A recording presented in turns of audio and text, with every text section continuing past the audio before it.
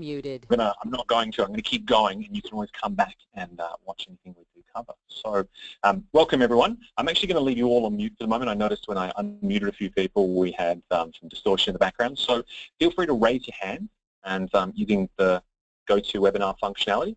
And if you've got any questions, we'll be able to cover them. So we've got 30 minutes today, and we've got quite a lot that I'd like to get through and take you through today. And I'm going to leave it about about 5 minutes at the end for the questions. And so we'll have some time to cover things. And lastly, I'll also send out a survey at the end. So any feedback you've got is very much appreciated. All right. So welcome to the first webinar we're actually hosting. And this one's just on general Cornerstone administration. Okay. So what we're going to be covering today is a bit of activity scheduling, release management, reporting, communication and training, and optimizing your modules. So these are the topics that I wanted to cover today, and really what this session is all about is kind of giving you all the tips and tricks that I've learned as I've kind of been implementing Cornerstone, and as I've worked with a lot of you guys doing those implementations as well. So there's a lot of core things that I imagine you think you picked up as you went through implementation, and you're constantly doing those core things. But as I've worked with a lot of different clients, I've picked up a lot of things that I've noticed some clients do, but others don't. And then those kind of tips and tricks can actually help to maximize the time that you spend doing your Cornerstone administration. And I'll also cover off why some of those are beneficial as well. Now, you may already be aware of some or even all of the ones that I'm going to go through today, and if so, then fantastic, great. But if not, then pick out a few of the things that I show you and try and implement them. Hopefully there will be some things that you find relevant and that you would like to implement. So don't feel like you have to do absolutely everything or try everything I'm going to suggest. Whatever's going to work for you, please try it out and implement it, or open up a discussion with myself or some of my colleagues, and we can talk to you about how these things kind of work and our suggestions on it. All right, let's get into it. So the first thing I wanted to cover is activity scheduling, and this is something that I've, although I guess a lot of us as administrators actually already do, it's something that I've only really kind of wrapped a name around recently. So we'll start off with kind of a common problem first of all, though, and what I mean by that is, does this sound familiar? So it's getting close to the end of, maybe if you've got the performance module, your performance review. Okay, it's getting close to the end of the year and your performance reviews are due. You need to set up a brand new performance task. Okay, so you copy the task, you adjust the due dates, and you adjust the availability, and then you adjust the workflow, so the steps that are involved, and then you test it in pilot, and then you retest it, and then you retest it, and then you tweak it, and then you build it in live. And you do those steps over and over. And then if you've got multiple reviews a year, you're actually doing that multiple times. And the same thing goes for other modules as well. So if you've got recruitment, you're updating your requisition templates, frequent schedule. You've got pre-screening questions. You're probably revisiting as you want new questions to be asked or information to be clarified. With learning, you've got yearly versions of courses or curricula that you need to update, or certifications or surveys. And the same thing goes for compensation. You've got new compensation tasks, and for reports, you've also got dashboards that you may have shared and that you need to update every so often. Okay? And I guess the common theme here is that a lot of the tasks that you do, and that even I do, are repeatable. So you're going to be coming back to them every single year. And it's easy to be overwhelmed by the number of actual tasks that you have to do. So the idea of an activity schedule is something that can help you with this. And an activity schedule is really just a way to manage all of the tasks that you need to do. Okay? And you might already be doing it. So, for example, if you've got a run sheet, and this is something that I've used previously and that you may be using as well, a run sheet of tasks that you need to go through. Okay? Or maybe a quick reference guide with all the steps you need to follow for a small little process. And this is something that's worked really, really well, the activity schedule. And it's basically a list of all of those tasks, but not so much just focused on one particular topic, but on all the topics you need to do across the whole year. So here's the basic process. You identify the tasks you need to complete. You can have as much or as little detail as you want. You group them together. You then schedule them. And you schedule them into, I guess, their relevant groups and at the appropriate times throughout the year. And once you've scheduled them, you can then use that information to, if you've scheduled it in Excel or another tool, you can pop those dates into your calendar. And if you work with other administrators, then a suggestion that I've given out recently is to maybe get your IT team to set up an inbox for your HR team or your administration team. And then what you can do is you can have a joint calendar that you share with other administrators. And then you share all of the events and you share the reminders that come out. And that's the key part of activity scheduling, making sure you actually schedule it in. Because it's pretty easy to document a lot of the things you need to do, and then you rush around when a due date is actually approaching, and then by that time you're kind of in a bit of a rush and a scramble to get everything done. So scheduling is a great way to book those things in advance and to make sure that you get reminders and get enough time to actually complete them. Okay? And then lastly, when the time comes, obviously, get on and do them. And here's an example. So this is one that was just put together in a tool called, so actually this is in Excel. I think this is actually in Smartsheets actually. So there's lots of different tools you could use, and a lot of the tools that lend themselves to this kind of process, activity scheduling, are project planning tools. So you may have heard of a few of these. So Smartsheets, Asana, Trello, Rike, or any of those similar ones. You can plan out all the tasks you need to do. You can enter in the start dates, you can enter the end dates, you can nest them underneath each other. And I actually had a client recently who did everything, put it all into Smartsheets. And what a lot of these tools can actually do is they've got their own inbuilt calendar functionality. So what that means is, as I put these start and end dates in, it knows those dates, puts them into a calendar, and then with that calendar, you can actually export that and bring it into your Outlook calendar. And this is something I've actually done. You can subscribe to a calendar that is created by putting together a schedule like this. And in this example, this is, again, performance, but the same process applies to other modules. You've got, for example, an annual performance review starting. Okay, that's your start date, your end date. You've got to set up new groups for eligibility. You've got to test that the group finds the right people. You then go through and enter all of the new details, make sure that emails are working, they're set up correctly, the start dates, and test it with your dummy users. You sign it off, you create it in a live environment, and then you future date it to make sure that it remains queued and then it ticks over at a certain time, and then it begins. But there's a lot more steps to this. So you can have as broad brushstrokes as you like when you're creating these.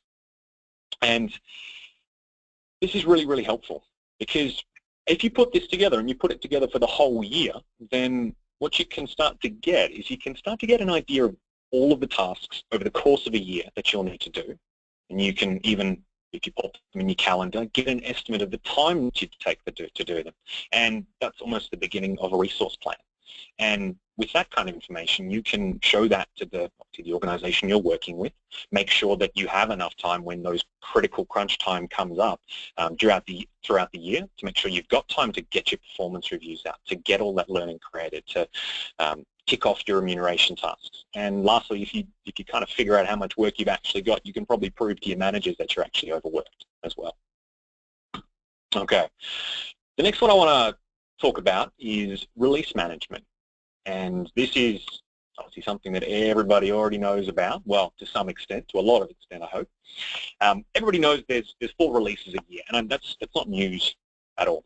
And when you couple all of the tasks that you're currently doing, or that I've just kind of highlighted in an activity schedule that you might think about doing, and then you add in all of the other tasks you'd need to do to stay on top of releases, it's pretty easy to kind of fall behind and be surprised when something's actually changed.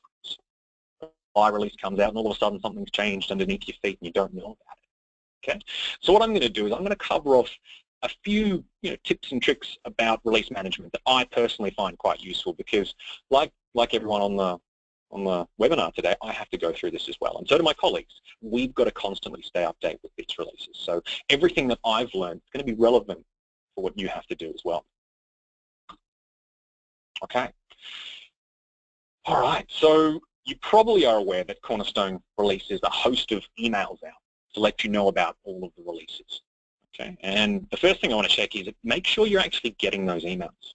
Make sure they're not getting lost or they're getting sent into your junk mail or they're getting deleted or blocked. Make sure they're getting to your inbox and hopefully into a folder that you can review. Okay, if you're not getting them, check with IT, but maybe actually check with your client success manager as well, because you'd actually need to be added to the distribution list from Cornerstone to make sure that you get them. So the two client success managers in our region in APAC are Matthew Rinker and Lisa Amies. So speak to your relevant client success manager if you're not getting those emails and just ask them to check that you're on that distribution list. And if you have any new administrators starting, don't forget to ask for them to be added to that distribution list as well, because they won't automatically get added. They'll need to get those emails too. So just a little tip there to make sure you're getting those emails. All right.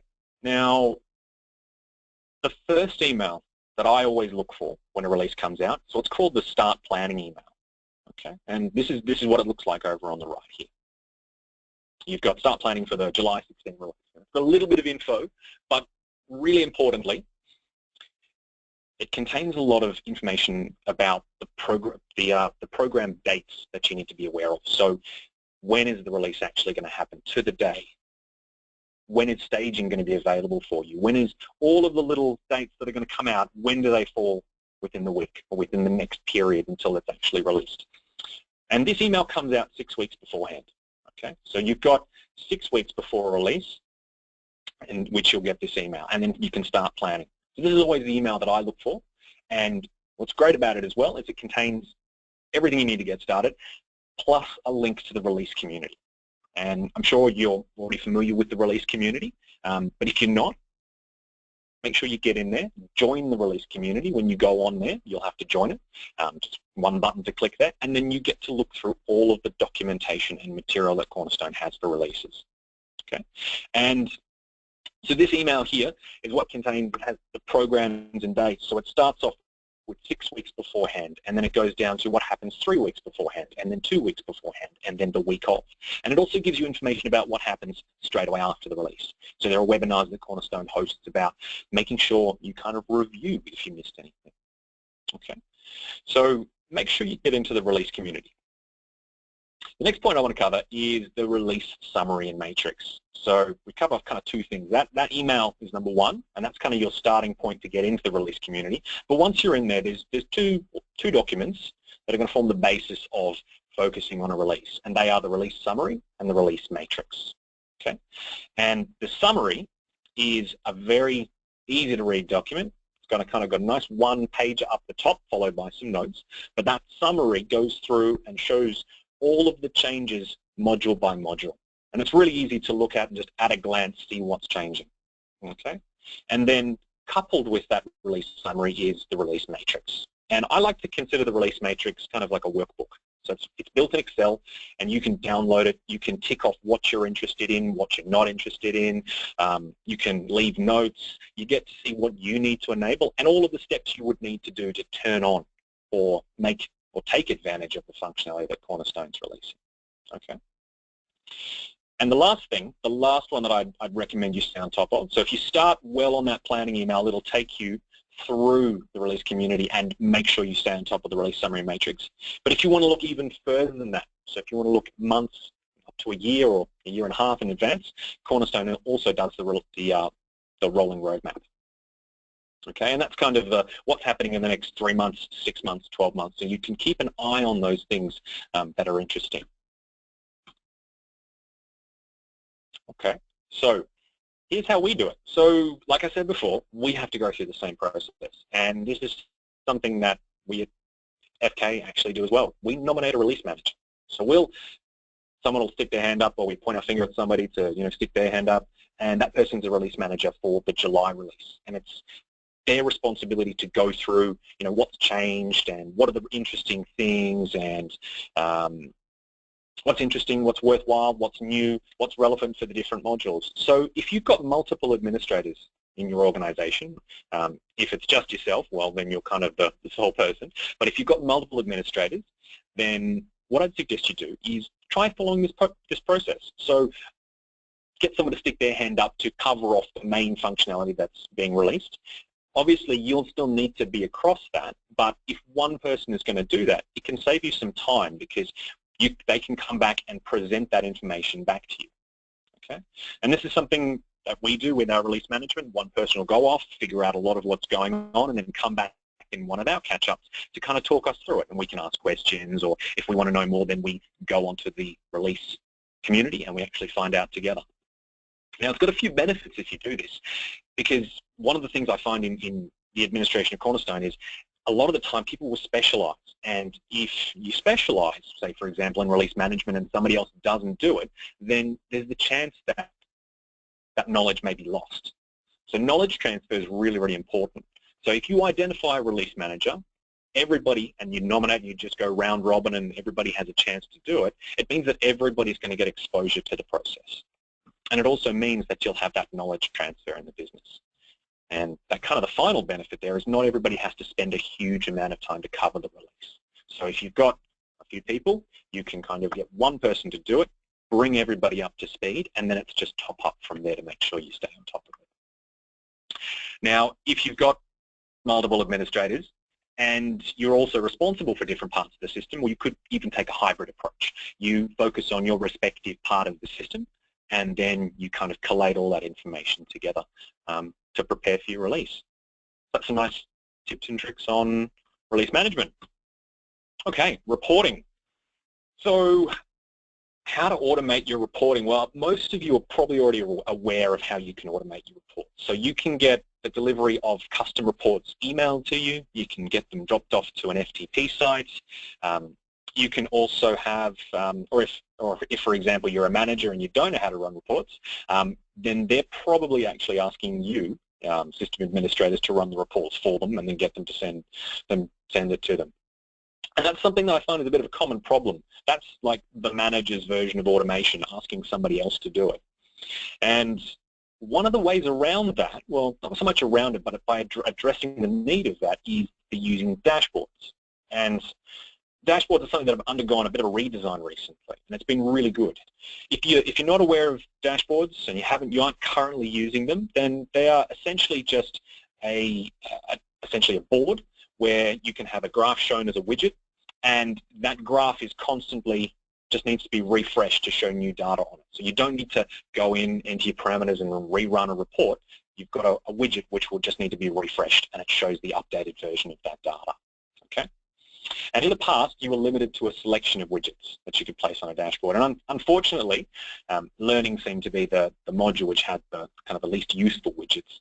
But this has just changed, because in the last few releases, we've actually got custom charting, and we've got the ability to publish charts to dashboards. So with custom charts, this means that you can create the graphs you want within Cornerstone. And you can do column, bar, line, and pie chart. And then taking that a step further, you can now publish these graphs out to dashboards. So previously with a dashboard, you'd have to edit a dashboard and its widget if you wanted to change any of the settings behind it. So you'd enter in some parameters, save them, and off you go. But if you publish from a custom chart now, it means that you can just use the custom chart to do all of those updates for you. So I'll give you an example. If you want to update a goals dashboard for the year, so goals progress, in progress, not started, etc., and you want to do that every year, then you'd need to update the dashboard with the new dates in that widget every single year. However, now you can just create a custom report, publish the chart to the dashboard, and then you set the dates in the custom report to be relative. And so what that means is you could set the dates to just be this year. And so the system will always just look at the current year, calendar or financial, and then from there, it'll update every single time the new year rolls around without you having to do anything. And then what about for learning? Well, for the learning module, you have existing widgets which you can track one title at a time, but not more than one. If you use a custom report, you'll now be able to track more than one title. And so you can track multiple titles and compare them across divisions, so you can see across the board how many people have completed courses or what status they're currently in. So you take a look at the types of reports that you're currently running and that your organization needs, and when they're typically updated, you might be able to find that you can automate some of them by using custom reports and dashboards. And here's an example of one. So this is an example of one I just created earlier on. and it's for pending approval training by month. So this is always going to update to show me month by month what training is actually outstanding. And I can just refresh this and I can see that, for example, in February 2016, there are quite a lot of training still outstanding. Okay, so you can use this kind of functionality to save yourself a lot of time. So if you aren't already using dashboards, I recommend you take a look at them and then potentially put them in the hands of managers so they'll be able to self-serve and save you time as well. Okay, let's keep moving. So communications and training. Now, part of the successful use of Cornerstone means you should also be telling your organization what they need to do and when they should do it and providing them with the support to do it. And so in other words, you're basically promoting the system. And it kind of makes sense. If you're going to go through the hard work of configuring everything and you want the business to realize the maximum benefit out of it, you need to make sure they use it. And promotion is one of those aspects. And these kind of communication tasks are things that can be added to the activity schedule we spoke about earlier. And you're probably already doing this. You probably have an approach you use, and which we would have suggested during the implementation when we worked with you, to send out communications whenever you're going to push out a release of something. And it's really, really important to do that. Okay, so adding those kind of tasks into an activity schedule can help you manage that. Now, even though Cornerstone sends out reminder emails, there's always going to be a need for proactive communications to be sent out. So using a template, if you have a template, for example, for the new goals that need to be rolled out each year. So, hey, everybody, we've got goals to get started for the year, enter them in. If you do that every year, then creating a template for that is also a really good idea. And the last point I wanted to suggest is using marketing emails. Because if you want every email to look like it's come from Cornerstone and just have the one area in which you're managing this, you can use the marketing emails functionality. And if you're not aware of what this is a way that you can schedule emails in advance. So you can set up an email to go out 2 months from now, which is going to let everybody know that they need to start entering their goals in the system. And you can use a date-based criteria to send that out. And that's a really good way to get ahead of the tasks that you actually need to do. And if you've currently got a style, a layout, a template that you use in your emails at the moment, then you can copy that information across to your marketing emails and use that too. And here's some functionality that, well, some resources that not many people know about, at least one of the implementations I've done, it's not widely advertised. Cornerstone has printable guides, and they can be accessed from online help. So if you're getting started on putting together some training material or a quick reference guide, then I'd recommend you take a look at the Cornerstone online help and in the printable guides section. There's a whole list of Word documents that you can download, and you can take out the info that you need, and then you can rip it out, put it into your own guide, because the guides there are going to be a generic guide. And I'll just drag on screen here an example. Here we go. So here is a list of all the printable guides, and there's quite a lot of them. There's System Administrator guides. And if we scroll down, there's ones for reporting, core functionality, for learning. There's quite a lot in here. Okay, and also user and manager guides too. So you can have system admin as well as your users and your managers. So take a look at them. I'd recommend they're a great place to start if you are developing some training or some quick reference guides. Lastly, let's talk about optimizing your modules. Now, you probably don't use all of the functionality that Cornerstone has at the moment. And the reason why is you probably didn't implement Cornerstone straight away. And usually this is because you aren't ready to use it all. So one of the things I recommend you do is make sure you've done all the training. This will bring you up to speed on all the functionality that is available.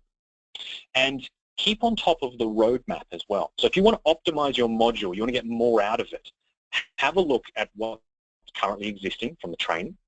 Have a look at what's coming up in the future. So if there is functionality you'd like to take advantage of, you can develop or get your business process ready to take advantage of it.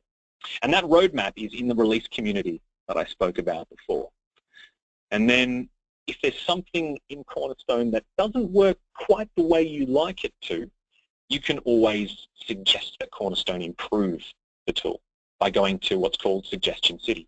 So this is all in the Client Success Center as well. Suggestion City is a place where you can ask for changes and you can vote for other changes to be made. And there's actually one that I voted for just yesterday, and I actually sent an email out to my colleagues Claudia and Daniel and Jared, and I asked them to vote for as well. And this is absolutely an okay approach to use, and Cornerstone suggests you use it too. If there's something that doesn't work quite well, and I'll give you an example. In the learning module, if you assign out a video that somebody needs to complete, so a video training, people can watch the whole video without having to register for the training to say that they'd actually like to do it. So there's a suggestion in Suggestion City at the moment which says turn off the preview functionality so they can't watch the video, meaning they have to register and then it gets tracked before they're actually able to watch it. And I think that's quite a logical approach to the use of training or video material within Cornerstone. So that was a suggestion that I recommended that my colleagues go and vote for. And you can corral up all of the administrators in your organization and get them to do it too. Okay? Because they're the kind of things, if you want to push for, Cornerstone will listen to. All right. So we've kind of reached the end. So I kind of wanted to wrap up and give you some time for questions. But just to give you a quick little bit more of info, we're going to send out a survey later on today with some asking for some feedback. And if you have any ideas of topics that you'd like us to cover, then please leave that information in the survey. I know what we've covered today is quite broad. We'd like to go and deep dive into some topics, so suggestions are welcome. And if you have any tricky questions or would like some help, let me or my colleagues, Daniel, Claudia, and Jared know, and we'd be happy to help. And lastly, we're actually recording this webinar, so if you've missed anything or you want to watch it again, just follow the survey email I'm going to send out. It'll have a link to the webinar recording that you can watch again. Okay, I'm just going to unmute everyone now, so if you've got any questions, just shout out and we can run through them. Or actually, if I'm just unmuting everybody, if you don't want to speak, you can actually chat as well. And if you want to head off, I want to thank you very, very much for your time. But if you've got any questions, down the line and I can help you. Anybody have any questions?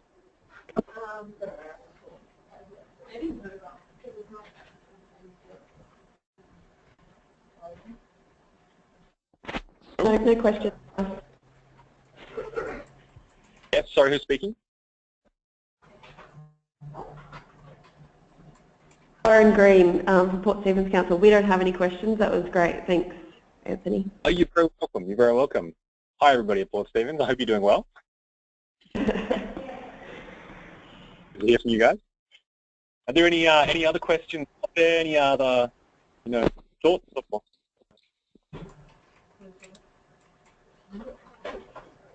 Yeah, we've got a question. Okay. We do have a question. Yeah. We can't work out how to auto-activate materials in a curriculum so they can be launched automatically on the mobile app.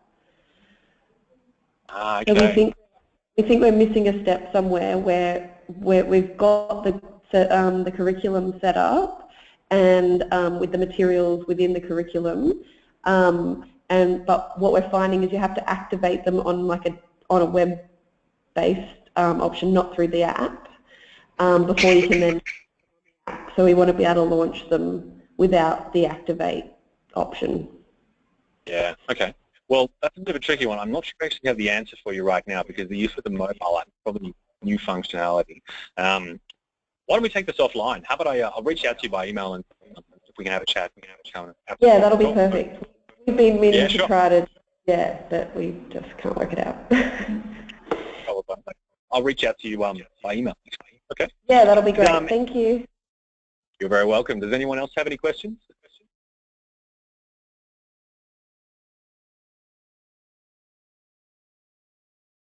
No? Well, thank you very much, everyone.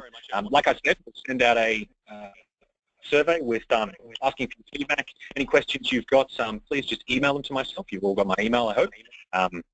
Thank you very much for your time. Thank you. Thank you. Bye. Thank you. Bye. Thanks. Cheers.